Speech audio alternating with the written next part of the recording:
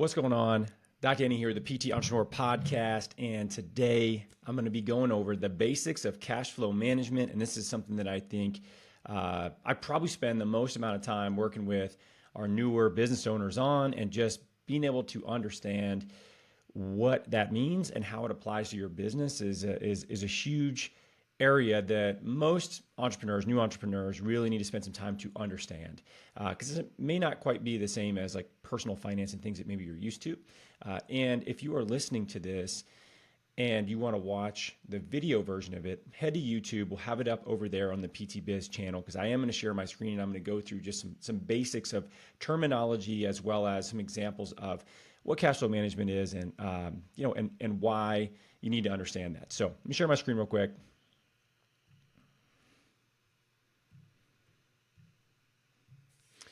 All right, so when we look at cash flow management, the basics of cash flow management, what we really want to see is that you understand a few things. Number one, when we look at cash flow management, we have to understand the difference between revenue earned and revenue completed. Now, this is really important because if you are working in a model where you are selling a plan of care up front, which would mean that you are, taking advance payment essentially for the services you're going to render. This is something that we typically recommend people do for a couple of reasons. Number one, it gets that person to commit to actually solving a problem. Most people are going to have chronic problems they're trying to work through. This is a great way to force accountability with that person and to make sure that you can build out a plan of care that's going to get them the result that they want. It also improves your cash flow in the business. So you get that cash in the account ahead of time, and you get to chip away at working it off over the course of that plan of care.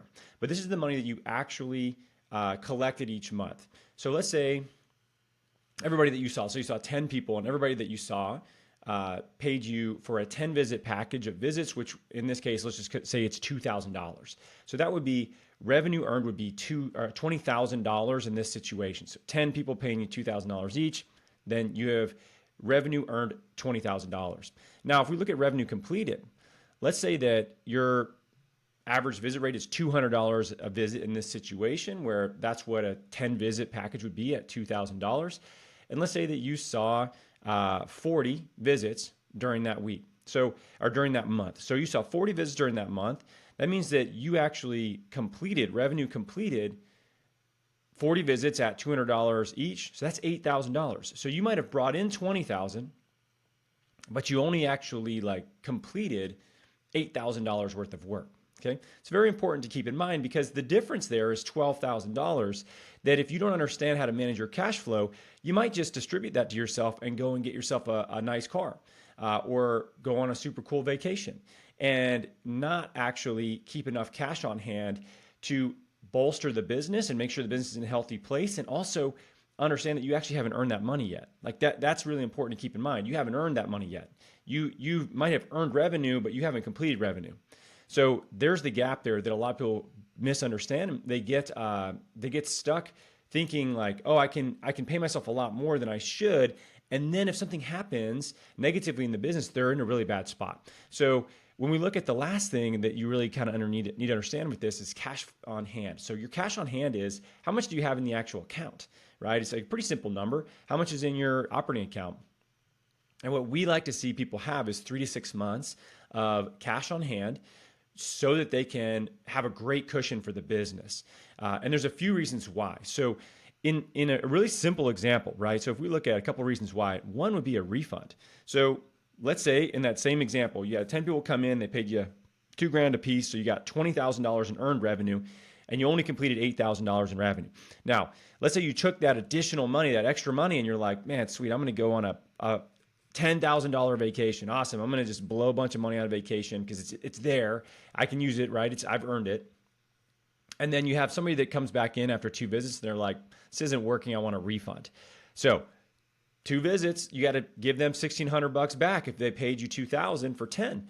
So now you got to refund 8 visits. So all of a sudden you got to come up with $1,600. And if you're not doing a good job of managing that cash and understanding that you haven't earned all that cash yet, you're going to be in a bad spot. So you can't look at the number in your account and say, oh, that's mine just yet, because you also haven't even accounted for taxes, right? So all these other things that you have to keep in mind. You have to be very, very, just conservative with your cash flow, especially when you're just getting started, because it's such a unstable part of the business. It's the most risky portion of the business where, you can definitely go out of business if you mishandle this stuff.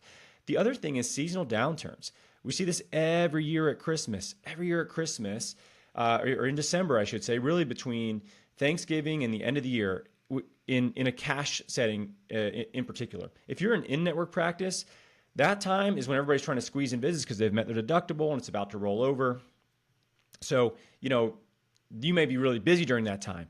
But if you are in a cash practice, you're going to be not busy at all, right? You're going to be really trying to find clients as best you can because they're all on vacation. They're all traveling. They're tied up with all kinds of holiday things. Their kids are out of school. It's going to be one of the slower times of the season or of the year. So you got to know that. And going into that, you got to have cash reserves to be able to bolster the lack of money that's going to be coming in. And yet you might still be working off visits that people have already prepaid. So you got to have cash on hand for seasonal downturns. The other thing is unforeseen events. How about COVID? This is a great example. When we had to shut our practice down, it was scary and it was something that we didn't really know what to do. And the fact that we are ultra conservative and typically would keep 6 months of cash on hand allowed us to have conversations with our staff and say, hey, you guys don't worry about, trying to find anything else to do. I know we don't have anything we can do right now, at least for the, foreseeable future. We don't really know what this looks like, but we're not going to let anybody go. You got your jobs. They're safe. We're going to continue to pay you guys. And we could do that because we had cash on hand, right? We had good cash flow management. So when you're just getting going, here's the best advice I have for most people. It is to pay yourself as little as you possibly can afford until you're at least at 3 months of cash on hand or cash on hand for your overhead. And this is how you calculate that. Let's say you have $5,000 in overhead, right? And this is what I would consider like your salary as part of that as well. Let's say you have $2,000 for everything else, overhead for your rent and technology and all that stuff. And you have $3,000 that you want to pay yourself, which is going to be the least you can possibly pay yourself and, barely get by. All right. So your overhead is going to be $5,000. So you want to build your cash reserves up to $15,000 before you really start paying yourself a slightly better salary, right? Let's say you want to bump that up to $5,000 a month. Now, all of a sudden, that changes your monthly expenses, right? So you went from having $5,000 a month in overhead to now you have $7,000 because you're paying yourself $5,000 and the rest of your overhead is $2,000.